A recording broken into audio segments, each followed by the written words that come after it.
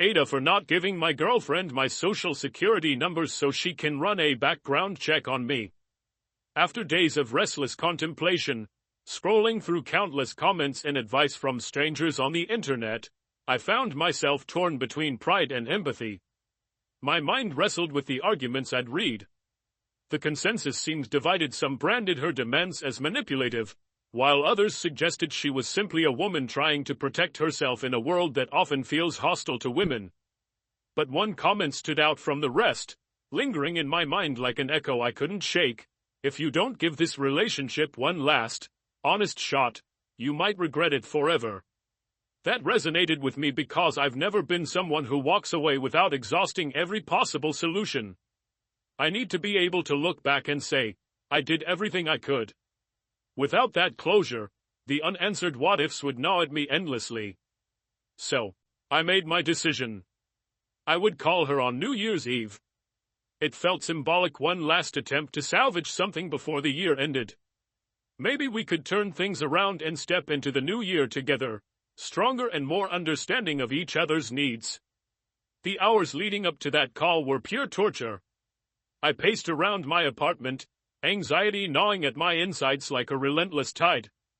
My hands were clammy, my heartbeat erratic.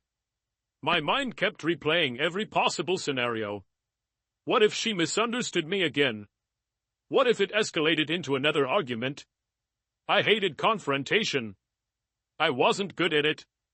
I struggled to articulate my thoughts, especially under pressure. But I couldn't let fear hold me back. By the time I picked up the phone, it was late in the evening.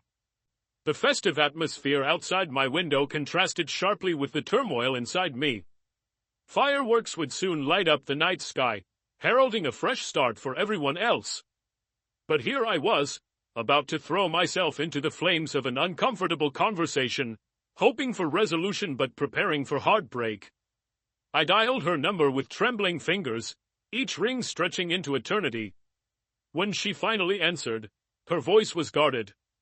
The warmth I once associated with her was replaced by a cold distance. "Hey," she said softly. "Hey," I replied, my voice faltering. There was an awkward pause before I continued. "I've been thinking a lot about everything that's happened, and I want to talk." She didn't respond immediately, but I could hear the tension in her silence. I knew she was bracing herself, unsure of what to expect. Taking a deep breath, I launched into what I had rehearsed in my head for hours.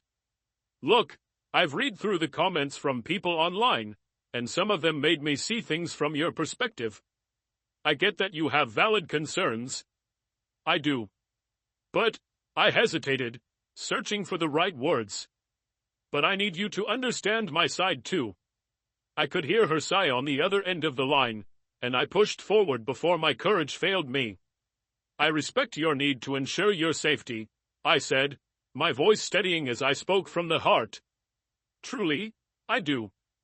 But what you're asking from me isn't something I can give. It's not just about the inconvenience, it's about my own safety and privacy. Handing over my social security number to someone I've never met, someone I don't know and don't trust, that's a line I can't cross." There was a brief pause, and I wondered if she was absorbing my words or preparing her rebuttal. "And," I continued, "you've got to realize that it's illegal for him to use a federal database for personal reasons. You know that, right?" My voice was gentle but firm, trying to reason with her. "It's not just a matter of trust, it's a matter of legality and boundaries. That's why I can't agree to that." Still, silence. My chest tightened, but I pressed on, needing to make my stance clear.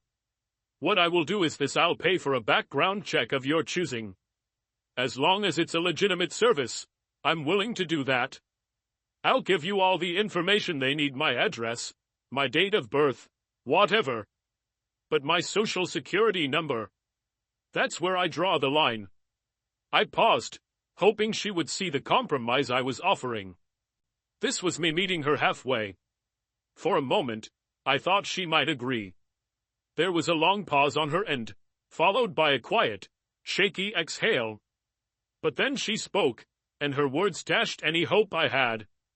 "I've already made my choice," she said, her voice laced with stubborn resolve. "I want my friend to do the background check. I trust him." My heart sank. "But I don't trust him," I countered gently, trying to keep my tone calm despite the frustration building inside me. "That's the problem. You're asking me to hand over sensitive information to someone I don't know, someone who has no legal obligation to protect my data. That's not fair." Her voice grew more defensive. "It's not about being fair. It's about me feeling safe. Why can't you understand that?" I took a deep breath, steadying myself. "I do understand," I said. "But you're asking me to compromise my safety and privacy to make you feel safe.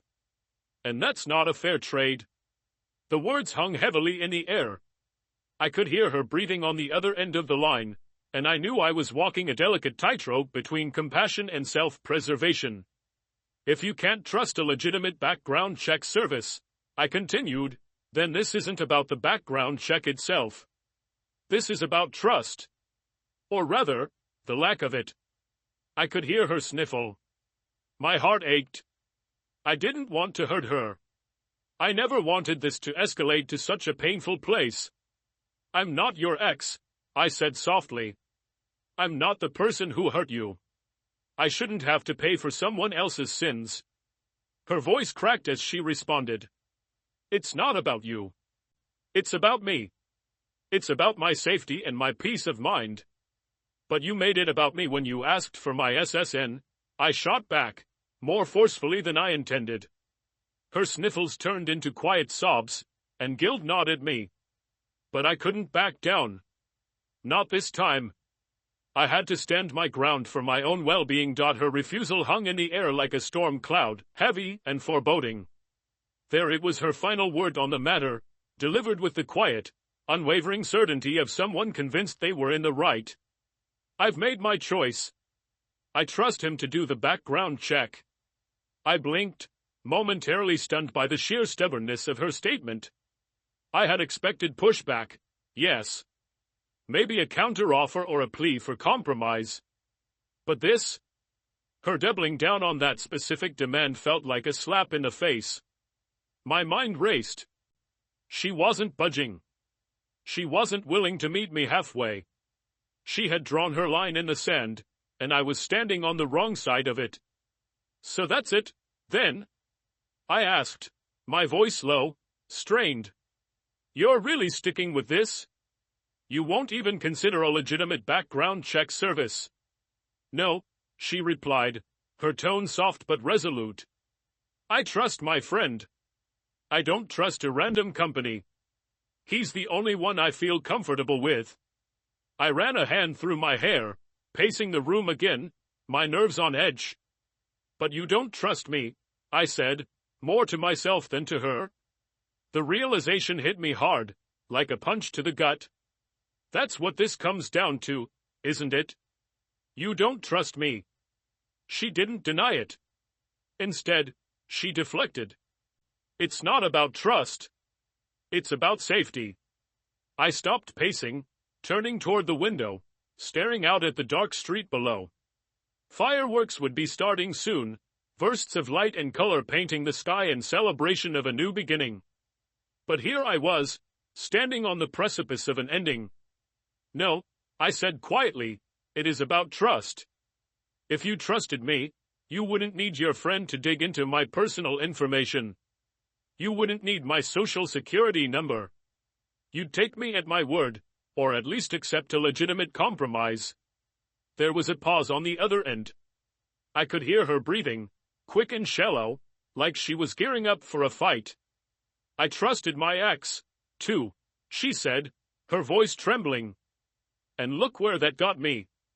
Ah, there it was. The ghost of a past relationship rearing its ugly head, casting a long shadow over everything we'd built together. It always came back to him, didn't it? Her ex. The man who had broken her trust so thoroughly that now, years later, I was the one paying the price for his sins.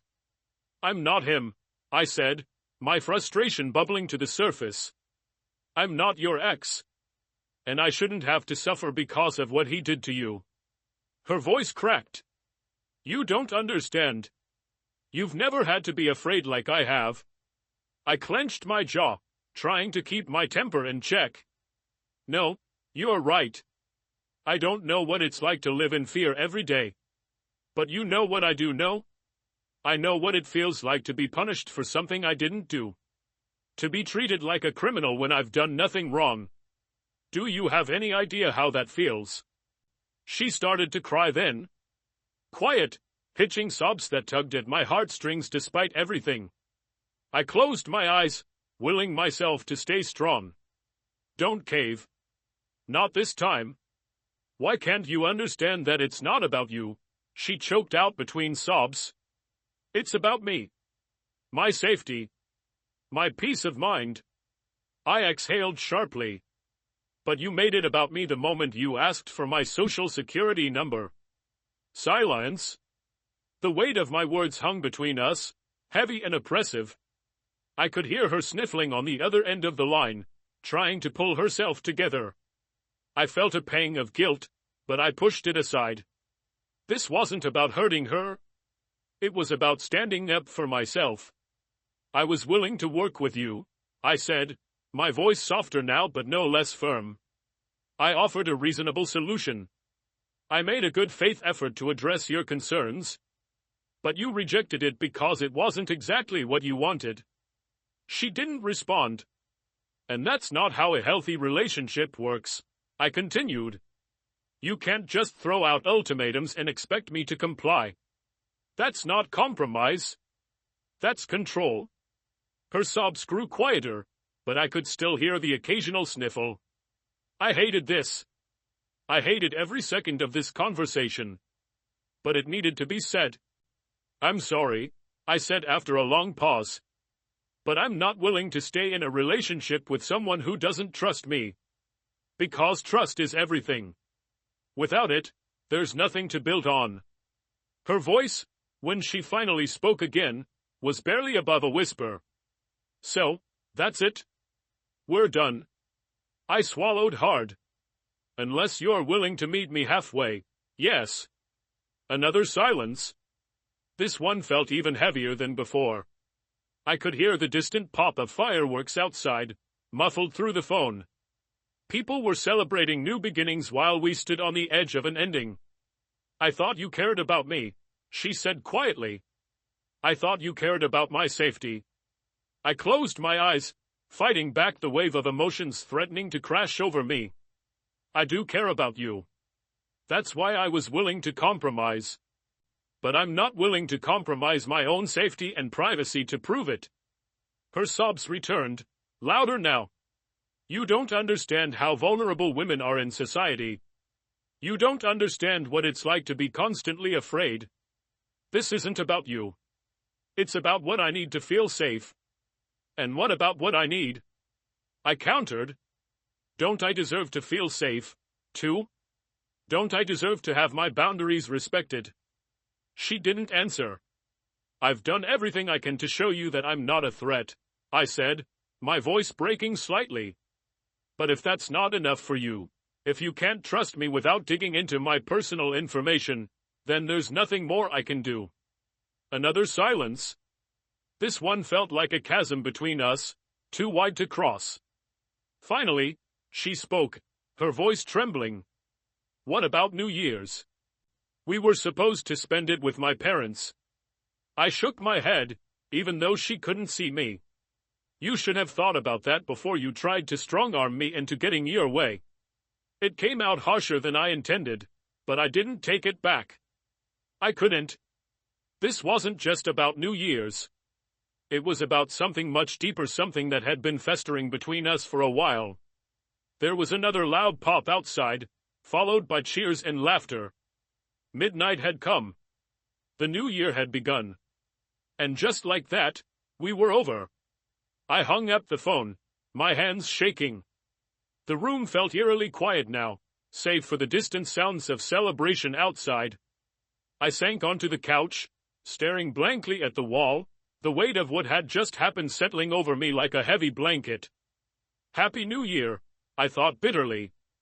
The irony wasn't lost on me. Instead of ringing in the new year with a kiss under the mistletoe, I was sitting alone, nursing a broken heart.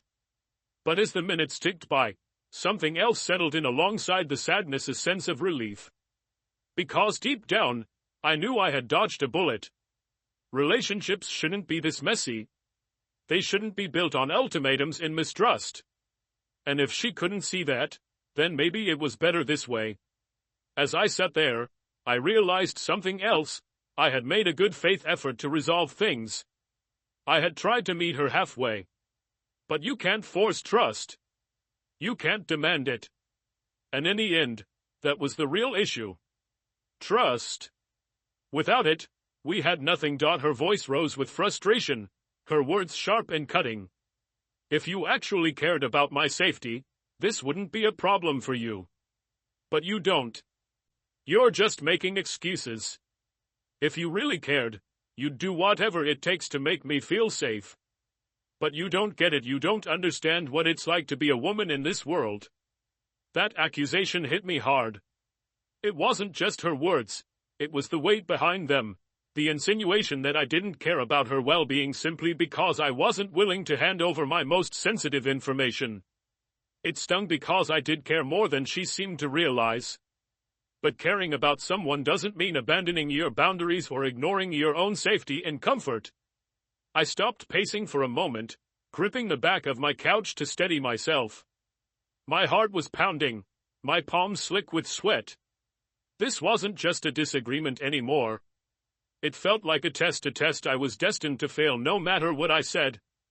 I do care about your safety, I said, my voice tight with restrained emotion. That's why I offered a compromise. I was willing to do a legitimate background check, but you refused. You won't accept anything other than what you've decided is the only solution. That's not fair. That's not how trust works. She let out a frustrated laugh, the sound bitter. Fair? You want to talk about fair? Do you know what's not fair? Having to go through life constantly looking over my shoulder. Having to think about what could happen to me just because I'm a woman. You don't have to worry about that. You don't have to live in fear every single day. You have no idea what it's like. Her words hung in the air, heavy with pain and anger. And for a moment, I felt a pang of empathy. She wasn't wrong. I didn't know what it was like to walk through life as a woman, constantly aware of the potential dangers. I didn't know what it was like to carry that fear with you everywhere you go. But what she didn't seem to realize was that I had fears too. Different ones, perhaps, but just as real. I took a deep breath, trying to steady my racing thoughts. I'm not saying I understand what it's like to be in your shoes, I said carefully. But you can't expect me to ignore my own boundaries and put myself at risk just to make you feel better. I offered a solution that would have given you the peace of mind you are looking for without compromising my safety. But you didn't want that. You only want your way. She didn't respond right away, but I could hear her breathing heavily, like she was trying to hold back more tears. I pressed on, my anxiety pushing me to keep talking, to explain myself before the situation spiraled further out of control. And if this is how you react when you don't get your way, I said, what happens next time? What happens the next time we have a major disagreement or a serious situation? Are you going to cry until I give in? Are you going to throw out another ultimatum to try and force me into doing what you want? I regretted the harshness of my words as soon as they left my mouth, but I couldn't take them back. And honestly, they needed to be said. She sniffled, her voice shaking with emotion. You're twisting this. You're making me sound manipulative when all I'm trying to do is protect myself. This isn't about me controlling you, it's about me surviving. It's about me doing what I need to do to feel safe in a world that constantly makes me feel vulnerable. Why can't you just respect that? I felt my stomach twist with guilt, but I forced myself to stay grounded. Because it's not just about you, I said softly. It's about both of us. Relationships are supposed to be about trust and mutual respect. I've been trying to meet you halfway, but you've made it clear that my comfort and boundaries don't matter to you as much as your own. Another silence. This one stretched on for what felt like an eternity. When she finally spoke again, her voice was quieter, but no less resolute. You don't understand because you're a man. You will never understand what it's like to go through life as a woman. You will never understand what it feels like to be afraid just walking down the street. To be afraid of the people who are supposed to care about you. Her words were filled with pain, and I hated hearing it. But I couldn't let her pain justify what she was asking of me. I've tried to understand, I said, my voice cracking slightly. I've tried to work with you. I've offered compromises. But you wouldn't accept them. You want me to hand over my social security number because it's the only thing that will make you feel safe. And I can't do that. She let out a frustrated sigh. Why not? Why is it such a big deal? If you have nothing to hide, why can't you just give me what I need to feel comfortable? I shook my head, even though she couldn't see me. It's not about having something to hide. It's about my privacy, my safety. It's about the principle of the thing. You're asking me to trust you and your friend with my most personal information, but you won't trust me when I say I'm not a threat. Do you see how that doesn't make sense? More silence. I could feel my anxiety spiraling out of control. My heart was racing, my thoughts were spinning, and my hands were shaking so badly I had to grip the edge of the counter to keep steady. I wasn't calm. I wasn't collected. I was a mess of nerves, barely holding it together. But I had to finish what I started. I've never been good at these kinds of conversations, I admitted, my voice trembling. I have severe anxiety, and this whole thing has been really, really hard for me. I've been pacing around my house, sweating, forcing words out because I knew this conversation was going to be painful. But I did it anyway because I care about you. I wanted to make this work. But now, I don't feel safe being with you anymore. Her breath hitched, and I knew she was crying again. You don't feel safe, she repeated, her voice incredulous. You think I'm the one making you unsafe? After everything I've told you? I nodded, even though she couldn't see me. Yes. Because if this is how you react when things don't go your way, accusing me of not caring, twisting my words, crying to get what you want, then I don't know what you'll do the next time we have a serious disagreement. I can't be in a relationship where I'm constantly walking on eggshells, afraid that any argument will turn into a battle of ultimatums and accusations. The weight of my words hung between us, heavy and final. I've tried to compromise, I said quietly. You wouldn't accept it. There's nothing more to say. The silence on the other end of the line was deafening. After what felt like an eternity, she spoke again, her voice broken. So, this is it? We're done. I closed my eyes, swallowing the lump in my throat. Yet, I said softly. We're done. The line went dead, and I was left standing in the silence of my apartment, the weight of what had just happened crashing down on me. I sank onto the couch, burying my face in my hands. I hadn't wanted it to end like this. I hadn't wanted it to end at all. But I knew, deep down, that it was the right decision. Somewhere outside, fireworks lit up the sky, signaling the start of a new year. But for me, it felt like the end of something far more significant. After I hung up, the silence in my apartment felt deafening. The faint hum of the refrigerator in the kitchen, the ticking of the wall clock, the distant sounds of fireworks outside, it all blurred into the background, overshadowed by the heaviness in my chest. I stood there for a moment, phone still in my hand, staring blankly at the screen. It's over. The words echoed in my mind, reverberating through every part of me. I'd said them. I'd meant them. And yet, standing there in the aftermath, I couldn't help but feel a deep ache settle in. I knew she was probably crying on the other end of that call. I knew she was hurt, confused, and angry. But I also knew that there was nothing more I could do. I'd tried. God knows, I'd tried. But there's only so far you can bend before you break. I set my phone down on the counter and leaned against the wall, running a hand through my hair. My heart was still pounding, my mind replaying the conversation over and over again, dissecting every word, every pause, every accusation. Could I have said something differently?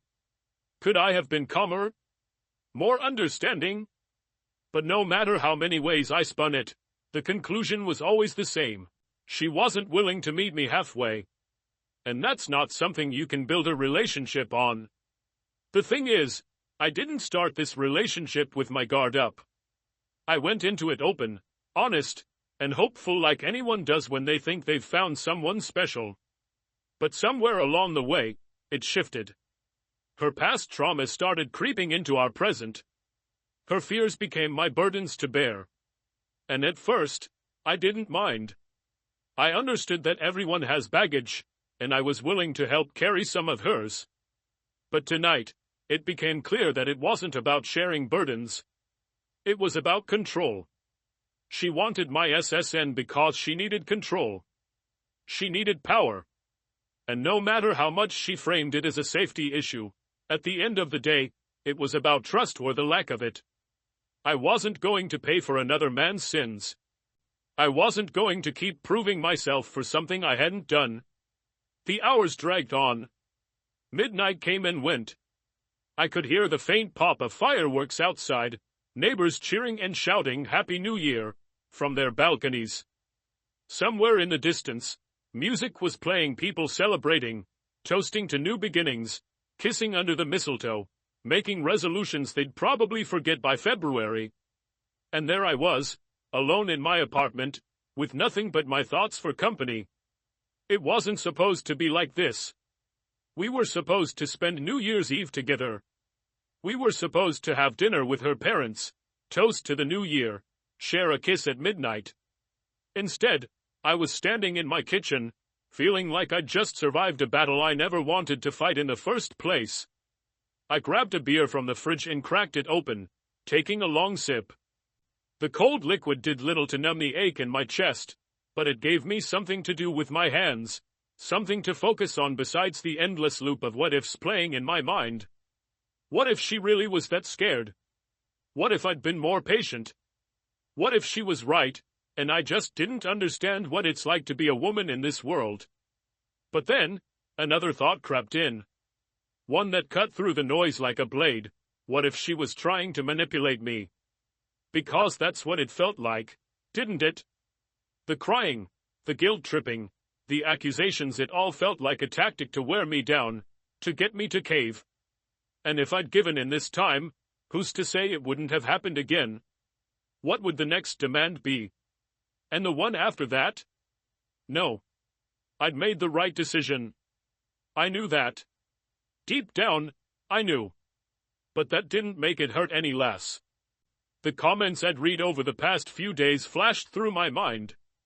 Strangers on the internet, chiming in with their opinions. Some of them had said I was right to hold my ground.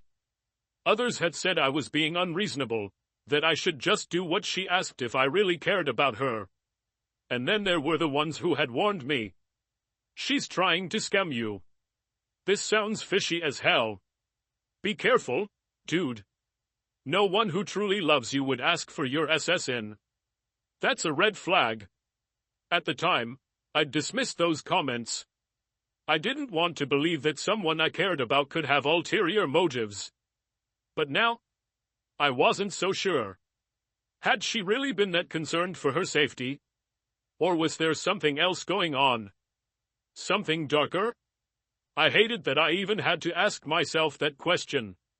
By the time I finished my beer, the fireworks had died down. The streets outside were quiet again, save for the occasional car passing by. I sat on the couch, staring at the blank TV screen, my thoughts still racing. I wasn't angry anymore. Just tired. Drained. Sad. We could have had something good. That was the hardest part. The knowledge that, in some parallel universe, There was a version of us that worked. A version where trust wasn't an issue. A version where we celebrated New Year's together, surrounded by family, starting the year with hope instead of heartbreak. But that wasn't this version. In this version, we were over. And maybe that was for the best. As the night wore on, I found myself reflecting on everything that had happened over the past few months. The red flags I'd ignored. The compromises I'd made. The doubts that had crept in, little by little, until they became impossible to ignore. I'd loved her, or at least, I'd wanted to. I'd wanted to believe in her, in us. But love without trust is like a house built on sand. It doesn't stand a chance when the storm comes. And tonight, the storm had come. I got up from the couch, stretching my legs, and walked over to the window. The city lights twinkled in the distance, a reminder that life goes on. People move forward. New beginnings are always possible. Happy New Year, I whispered to myself. It wasn't the start I'd hoped for. It wasn't the celebration I'd imagined. But it was a new year, nonetheless. And maybe, just maybe, that was enough. In the days that followed, I thought about reaching out to her. Maybe to apologize. Maybe to check in. But every time I picked up my phone, I stopped myself. There was nothing more to say. Nothing that hadn't already been said. She made her choice. And I made mine. Looking back, I know I dodged a bullet. Relationships shouldn't be that messy. They shouldn't be filled with ultimatums and accusations and power struggles. They should be built on trust, mutual respect, and a willingness to meet each other halfway. I gave her that chance. I made a good faith effort. But she wasn't willing to meet me in the middle. And that's not on me. So, here I am. Starting the year alone, but with a sense of clarity I didn't have before. It's not the ending I wanted, but it's the one I needed. Sometimes, walking away is the bravest thing you can do. And now it's time to move forward.